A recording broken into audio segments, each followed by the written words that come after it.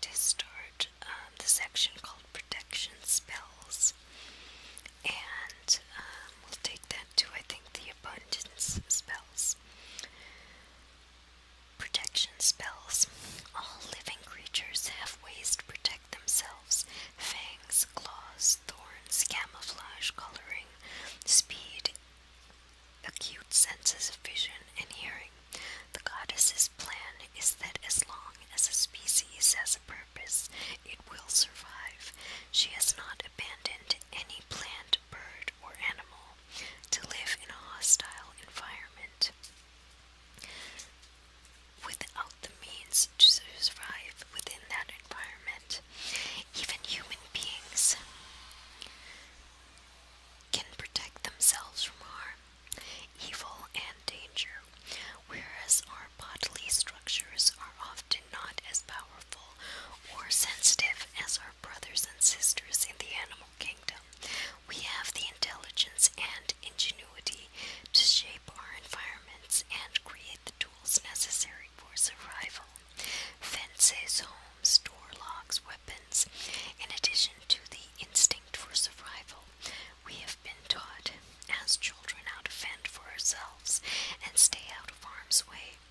Most of us learned not to speak to strangers, run out into the street without looking, venture into dangerous neighborhoods alone, go out in the cold weather without bundling up.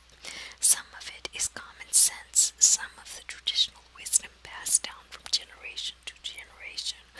Most of us, however, were not taught how to protect ourselves through magic, how to work with the higher forces to keep our lives in harmony and balance, how to shield ourselves from harmful attacks, both physical and psychic. Witches know that we are responsible for our safety and well-being. We all know how to promote our own welfare and defend ourselves without causing harm to others. People in the craft do not share the widespread beliefs found in some religions and ethical systems that human beings are vulnerable and helpless, that our lives are determined by fate or a devil or forces too great for us to comprehend. We view some suffering as an inevitable part of life, but we do not resign ourselves to suffering the ills that befall us as if it were divine will, and we don't accept suffering as being a kind of karmic punishment for the evil we did in past lives. Witches do not turn the other cheek, nor do we have itchy trigger fingers. Instead, we use active resistance, a method of neutralizing harmful energy and polarizing a situation so that no one can do us harm. We actively resist efforts to hurt or thwart us without hurting others in return.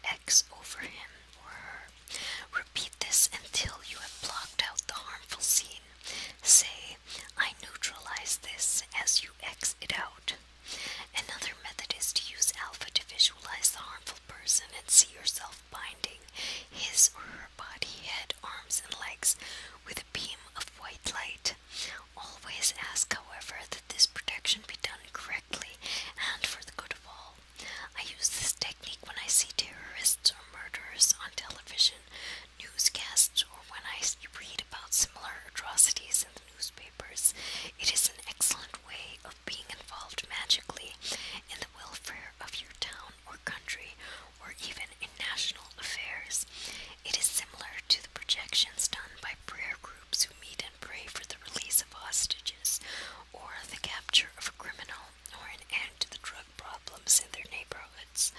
Of course, we can't take on the possibilities of the entire world. We need to be selective and focus our energy. Usually we just neutralize harm and do healing work on a rather personal and local level, and their families and friends and neighborhoods are part of their main focus. The bottle spell. This spell can be used to neutralize the power of those who intend to do you physical harm or hurt your reputation or in any way pose a threat to your security. You will need 4 tablespoons of frankincense or myrrh, 4 tablespoons of black powdered iron available at pottery shops where ironstone is made, 4 tablespoons of sea salt, 4 tablespoons of orris root powder or oak moss, 1 white candle, and 1 bottle with a cork or lid, mortar and pestle, parchment paper, black ink or black ballpoint pen, and a black thread. Mix the sea salt, orris root powder, and iron in a bowl. Then cut a piece of parchment to fit inside your bottle and write on it with black ink, "I neutralize the power of," and then name your adversary, "to do me any harm. I neutralize the power of said person to do me any harm. I ask that this be correct and for the good of all, so mote it be." Roll up the parchment, tie it with a black thread to bind it, and place it in the bottle. Fill the bottle with the dry ingredients, then take the white candle, and while turning the bottle counterclockwise, drip wax over the cork to seal it. Last, secretly bury the bottle in a place where it will not be disturbed, and no animal or person will dig it up. This spell is like a genie in a bottle. It should never be unleashed, or the power of the spell is lost. Polarity spell. Often we sense that there is some energy imbalance in a room or home or situation, but we are not sure what it is or what we do about it. When this happens, use this polarity spell to balance the situation. Go into alpha and visualize a white candle burning before you. Start at the flame carefully and notice if it begins to fade out, move, duplicate itself, or change in any way. If it burns steady with consistent brightness, the energy is balanced. However, if it changes in any way, imbalanced energy, possibly harmful, is present. To correct it, picture a rod with a spear at each end. The rod is in an upright vertical position. Placed imbalanced energy in the top sphere, visualizing it as a color or a texture that you find unpleasant. In the bottom sphere, place its opposite image, which will be balanced energy. Mentally turn the rod 180 degrees while saying to yourself, "I polarize the energy in this room, space, etc." It is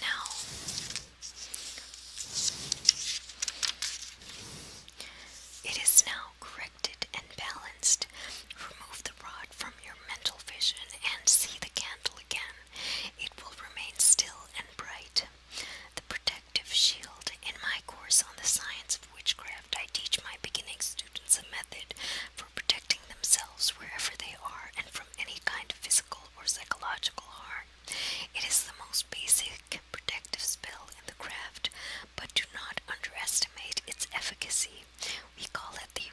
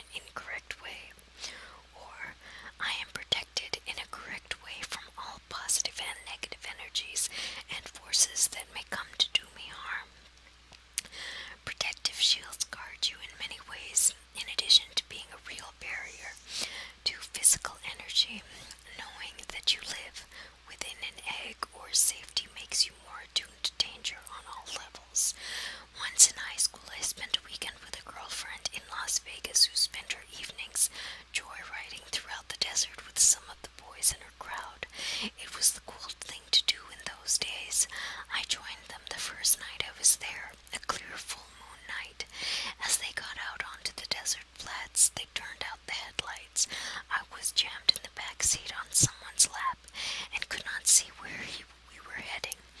But I suddenly felt sick with a strong sensation of danger. I pleaded with the boy driving the car to stop. He did, with some snide comment about my being a scaredy cat. But when he stopped and put on the lights, he saw that we had stopped barely 20 feet from a gully that dropped down 15 to 20 feet. A witch from Salem was once driving to visit a friend in Maine. As she drove along, she felt someone or something tap on her shoulder. She slowed down to see what it could be, since there was no one in the car but herself. This happened several times. At one point, she pointed over onto the side of the road for a few seconds just to check out the back seat and calm her nerves. Nothing was there. She got back on the interstate and started up a steep incline, driving slowly because she was anticipating the ghostly tap on her shoulder. As she drove over the top of the hill, she saw a 14-car pileup where a trailer truck had jackknifed. Fortunately, she was going slow enough to avoid being car number 15.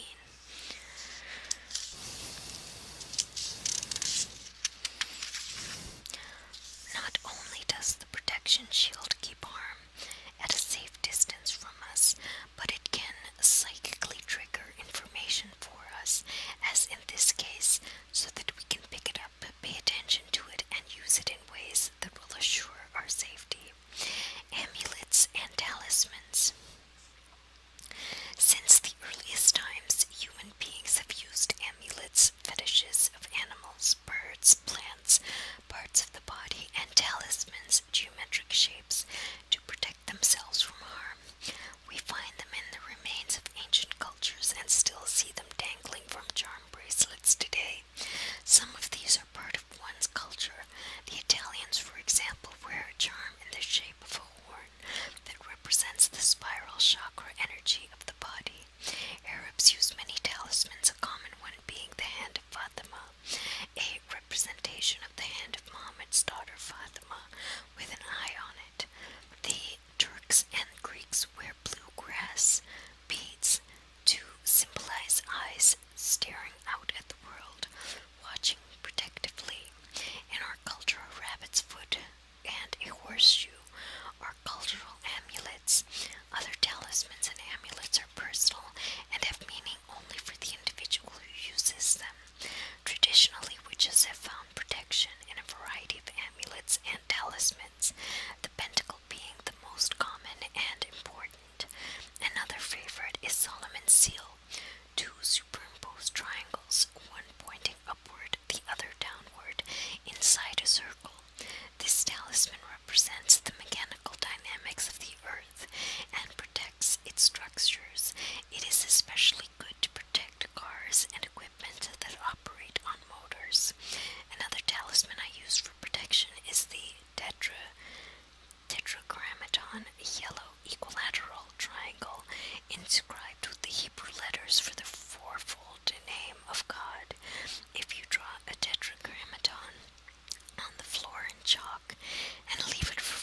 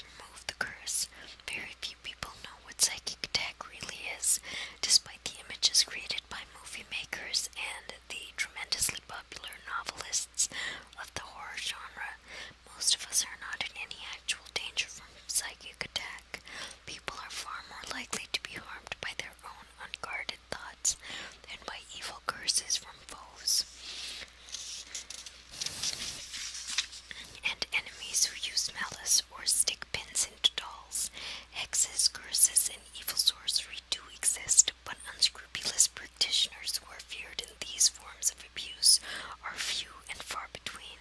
Most of us will go safely through life without ever encountering them. What we should really be on the lookout for are our own thoughts and actions and those of others that can unwittingly project harmful situations into our lives. Most people's malicious wishes are not meant to do harm, and as a matter of fact, they prove to be harmless. This is because very few of our thoughts are absolute and focused. Contrary feelings of guilt or love dilute the mind's harmful intentions and thus dilute the hostile energy. However, a strong absolute thought and a strong evil intention can actually do harm. The best way to protect yourself from psychic attack, whether in the form of a curse or a harmful thought projection, is to be aware of the possibility, refuse to accept it, and then do something positive to counteract it. Neutralize your enemy's power by psychically painting over it with a big white X, as you learned earlier in this chapter. Trigger your psychic shield when someone says something harmful about you. Also, visualize the protective energies that your pentacle draws into your body and your mind when you hear or see something evil. There are many ways to protect yourself psychically, but if you think that you are still in real danger, seek the help of others. Ask your coven members to help or other witches to work a spell for you or to send you protection from their magic circle. They can also make you a special talisman, filter, or amulet, and by all means do not overlook the most obvious way to protect yourself from physical harm. Call the police. Not all psychic harm comes from others. We must take responsibility for misfortune if it befalls us and not look outside ourselves for scapegoats. It is always easier to blame someone else for our difficulties than to take personal responsibility for our own lives. In some cases where you are the cause of your own problems, you may need professional help to get your life back into shape. An outside view from a witch, a psychic, a therapist, or a counselor may be what you need. Often we stand too close to our own problems to see them for what they really are, us zapping ourselves. Okay, so next time we're going to read